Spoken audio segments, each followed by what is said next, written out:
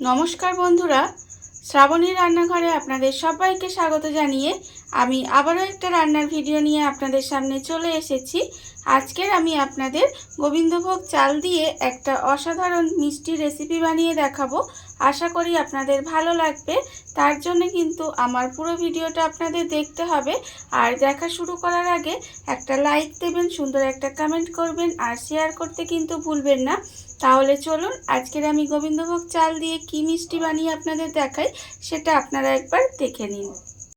রান্নাটা করার জন্য প্রথমে আমি এখানে দেখুন গ্যাসটা অন করে একটা কড়া বসিয়ে দিয়েছি। আর এবারে আমি কড়ার মধ্যে দিয়ে দেব ঘি। এখানে আমি প্রথমে কড়ায় ঘি দিয়ে দেব। দেখুন এখানে প্রায় আমি 1 চামচ 1.5 চামচের মতো ঘি দেব। দেখুন এখানে আমি 1.5 চামচ মতো ঘি দিয়ে দিলাম।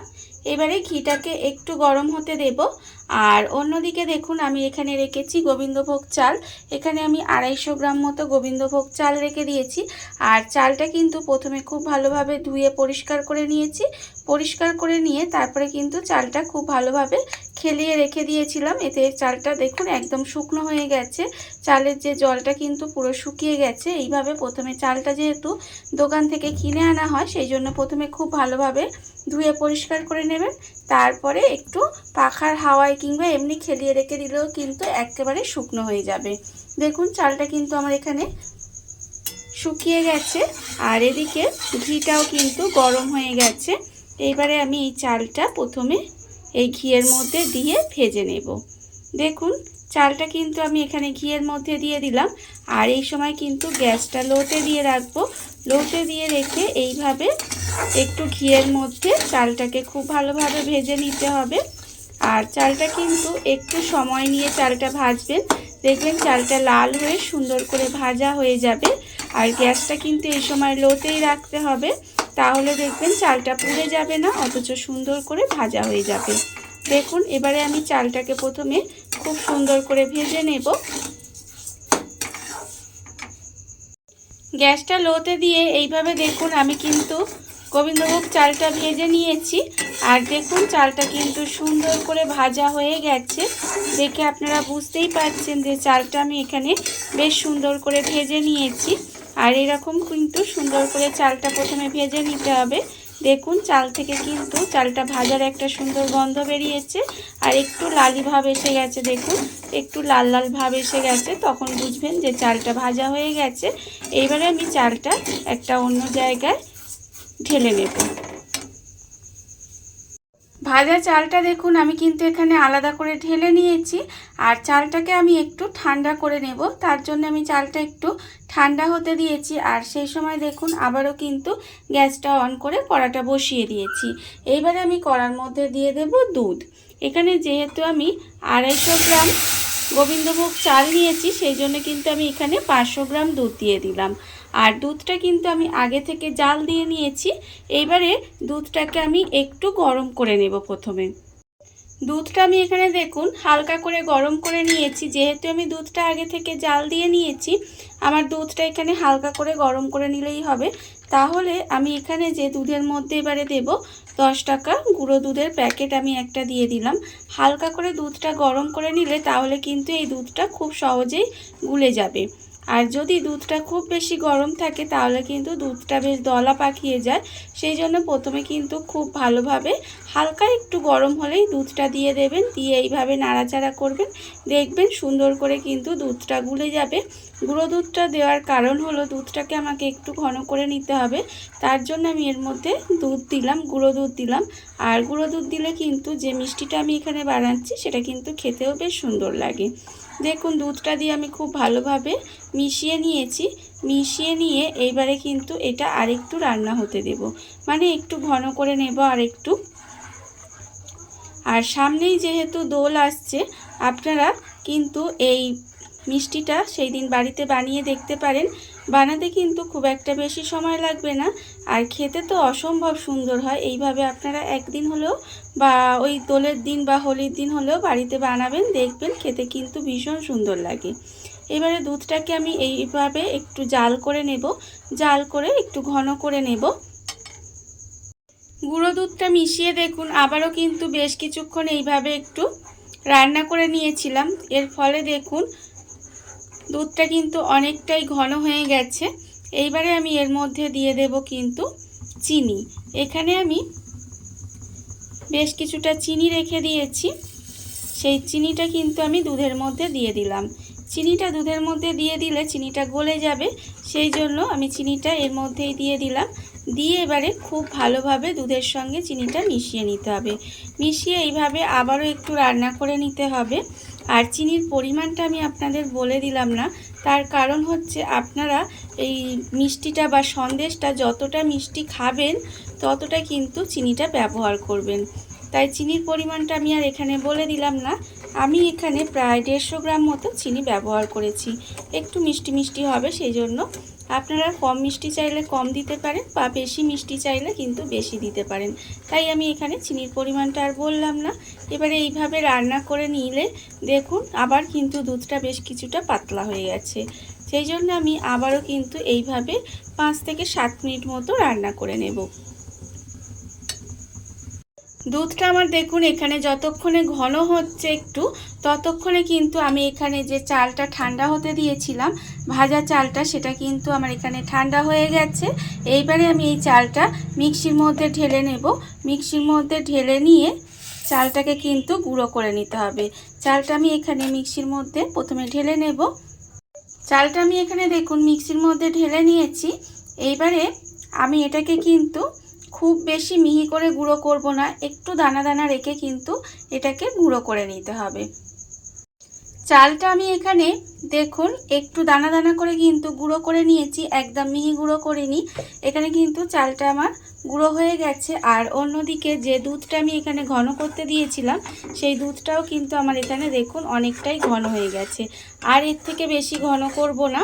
এইবারে আমি দুধটাকে আবারও কিন্তু আলাদা করে ঢেলে রেখে দেব। আর এখানে দেখুন আমি কিন্তু মিষ্টিটা চিনি দিয়ে করছি, আপনারা চাইলে কিন্তু এটা গুড় দিয়েও বানাতে পারেন, তাতেও কিন্তু খেতে ভীষণ সুন্দর হয়।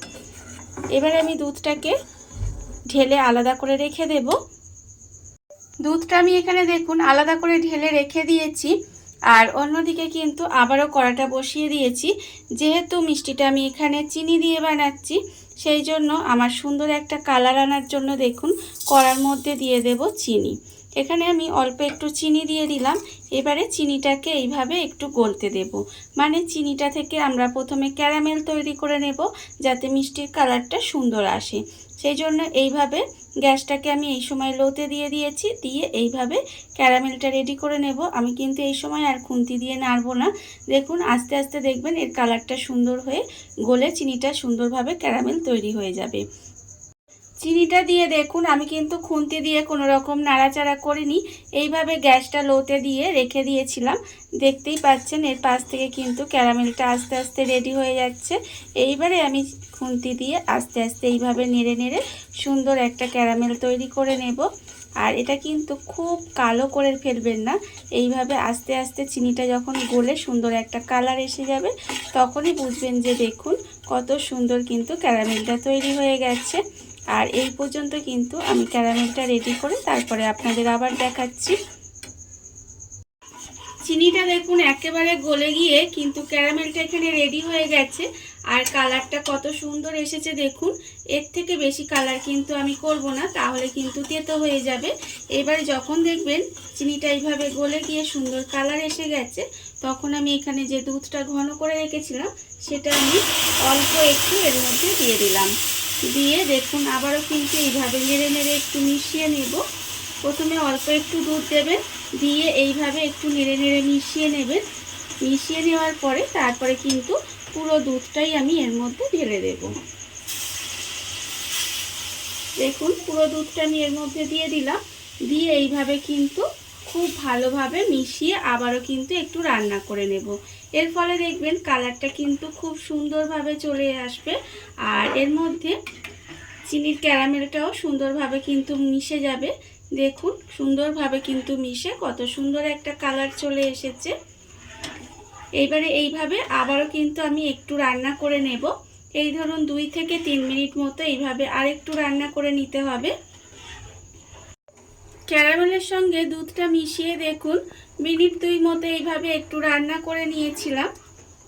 এরপরে আমি এর মধ্যে দিয়ে দেব যে এখানে আমি রেখেছি দেখুন কিছুটা এলাচের দানা রেখেছি, সেই এলাচের দানাটা আমি এর মধ্যে এই সময় দিয়ে দিলাম। আপনারা চাইলে কিন্তু আপনাদের কাছে যদি এলাচ গুঁড়ো থাকে তাহলেও কিন্তু সেটা দিতে পারেন। এতে কি হবে, এতে কিন্তু ফ্লেভারটা খুব সুন্দর আসবে। দেখুন এলাচের দানাটা দিয়েও কিন্তু খুব ভালোভাবে আমি এখানে মিশিয়ে দিয়েছি। এইবারে আমি এর মধ্যে দিয়ে দেব যে গোবিন্দভোগ চালটা ভেজে এখানে গুঁড়ো করে রেখেছিলাম সেই চালটা কিন্তু, আর এই সময় কিন্তু দেখুন গ্যাসটা কিন্তু লোতেই দেওয়া থাকবে।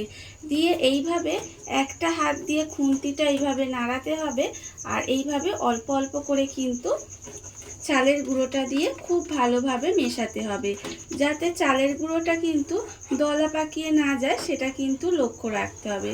দেখুন এইভাবে অল্প অল্প করে মেশাবো আর অল্প অল্প করে দেব, আর এইভাবে কিন্তু খুন্তি দিয়ে নেড়ে নেড়ে খুব ভালোভাবে কিন্তু পুরো চালের গুঁড়োটা এই দুধের মধ্যে দিয়ে মিশিয়ে নিতে হবে।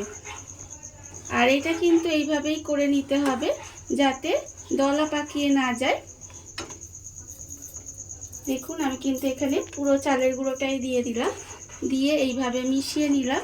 মিশিয়ে নিয়ে এইবারে এই সময় কিন্তু গ্যাসটা লোতেই দিয়ে রাখবো। লোতে দিয়ে রেখে এইভাবে কিছুক্ষণ রান্না করে নিতে হবে। দেখুন এইভাবে কিন্তু আমি কিছুক্ষণ রান্না করে নেব। গ্যাসটা লোতে রেখে এইভাবে দেখুন চালের গুঁড়োটা দিয়ে কিন্তু আমি এইভাবে নেড়ে নেড়ে একটু রান্না করে নিয়েছি। এর ফলে দেখুন কতটা কিন্তু ঘন হয়ে এসেছে, আর এখনই দেখুন দেখতে পাচ্ছেন যে কতটা দানা দানা হয়েছে। এইবারে এইভাবে কিন্তু আমাকে গ্যাসটা লোতে দিয়েই রান্নাটা করে যেতে হবে। যখন দেখবেন যে কড়া থেকে উঠে আসছে তখন বুঝবেন যে এটা কিন্তু একেবারে রেডি হয়ে গেছে। এটা কিন্তু আমার এখনও একটু বাকি আছে। দেখুন এইভাবে কিন্তু আমি আবারও কিছুক্ষণ রান্না করে নেব। গ্যাসটা লোতে দিয়ে আবারও কিন্তু দেখুন এইভাবে নেড়ে নেড়ে কিছুক্ষণ রান্না করে নিয়েছি। আপনারা দেখতেই পাচ্ছেন যে এবার কিন্তু কড়া থেকে ছেড়ে উঠে আসছে। যখন দেখবেন এইভাবে কড়া থেকে উঠে আসছে তখন ভাববেন যে এটা কিন্তু একেবারে রেডি হয়ে গেছে। এইবারে আমি এটাকে অন্য একটা জায়গায় ঢেলে একটু ঠান্ডা করে নেব।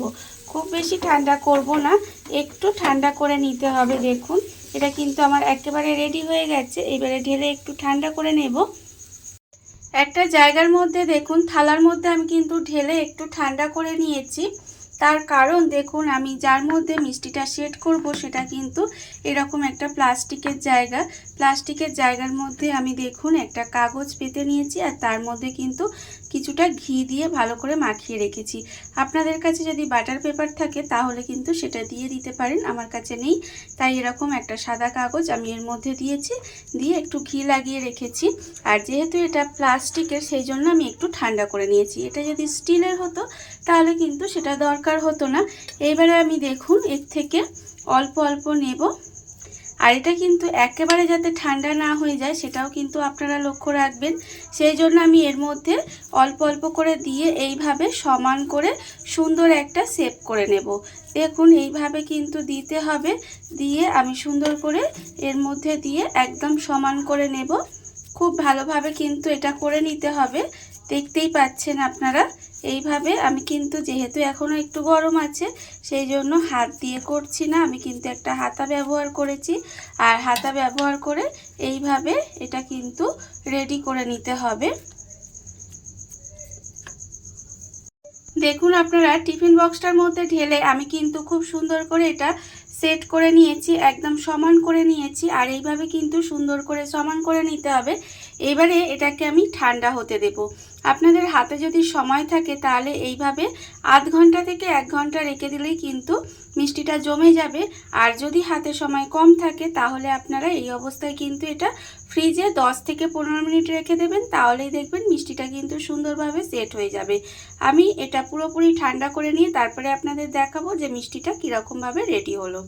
দেখুন এবার কিন্তু আমি এটা একদম ঠান্ডা করে নিয়ে তারপরে আপনাদের সামনে চলে আসবো। আধ ঘন্টা আমি এটা দেখুন এইভাবে পাখার তলায় রেখে দিয়েছিলাম। ফ্রিজে রাখলে বলেছি 10 থেকে 15 মিনিট রাখলে এটা ঠান্ডা হয়ে যাবে। আমি পাখার তলায় 30 মিনিট মতো রেখে দিয়েছিলাম। এটা কিন্তু আমার একেবারে ঠান্ডা হয়ে গেছে। এইবারে আমি আপনাদের এটা দেখাবো, দেখুন ঠিক কীরকম হয়েছে। এরকম একটা প্লেট নিলাম, নিয়ে এবার এটাকে এইভাবে উল্টে দেব। এইভাবে কিন্তু এটা আমাকে উল্টে দিতে হবে, দিয়ে হাত দিয়ে এইভাবে একটু চাপড়ালেই দেখবেন এটা সুন্দরভাবে উঠে আসবে। দেখুন কত সুন্দরভাবে উঠে এসেছে। এবারে আমি যে কাগজটা দিয়েছিলাম সেই কাগজটা কিন্তু এইভাবে আস্তে করে তুলে নেব। কত সুন্দর দেখুন সন্দেশটা রেডি হয়ে গেছে। এইবারে আমি এটাকে একটা ছুরি দিয়ে সুন্দর করে কেটে নেব। আপনারা আপনাদের ইচ্ছা মতো শেপ দিয়ে কেটে নিতে পারেন। আমি এইভাবে একটু চৌকো চৌকো শেপ দিয়ে সুন্দর করে সন্দেশটা কেটে নেব। আর কেটে নিলেই কিন্তু আমার এখানে রেডি হয়ে যাবে। দেখুন এইভাবে কিন্তু সন্দেশটা কেটে নিতে হবে।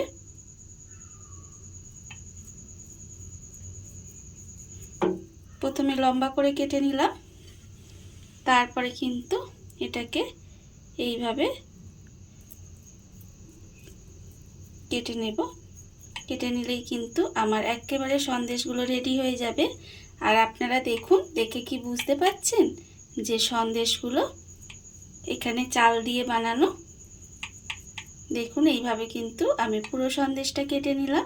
এইবার আপনাদের তুলে একটা প্লেটে দেখাবো যে সন্দেশগুলো কীরকম হলো। দেখুন বন্ধুরা, বাড়িতে থাকা কত অল্প উপকরণে কত অল্প সময় কত সুন্দর একটা গোবিন্দভোগ চালের রেসিপি বা গোবিন্দভোগ চালের মিষ্টি বা গোবিন্দভোগ চালের সন্দেশ যাই বলেন না কেন তৈরি হয়ে গেছে। আপনারা দেখতেই পেলেন। আর এটা কিন্তু খেতে অসম্ভব সুন্দর হয়। এইভাবে আপনারাও একবার হলেও বাড়িতে বানিয়ে দেখতে পারেন। বিশেষ করে সামনেই হোলি আসছে, সেই হোলির দিন কিন্তু আপনারা এটা বাড়িতে বানিয়ে দেখতে পারেন। খেতে কিন্তু অসম্ভব সুন্দর হয়। আর এই ভিডিওটা যদি আপনাদের ভালো লেগে থাকে, আপনারা যদি ফেসবুক থেকে দেখে থাকেন পেজটি ফলো করে দেওয়ার অনুরোধ রইল। আর যদি ইউটিউব থেকে দেখে থাকেন চ্যানেলটি সাবস্ক্রাইব করে নেওয়ার অনুরোধ রইল। তাহলে চলুন ভিডিওটা আমি এখানেই শেষ করছি। আপনারা সবাই ভালো থাকবেন, সুস্থ থাকবেন। আবারও হাজির হব নতুন কোনো রান্না নিয়ে।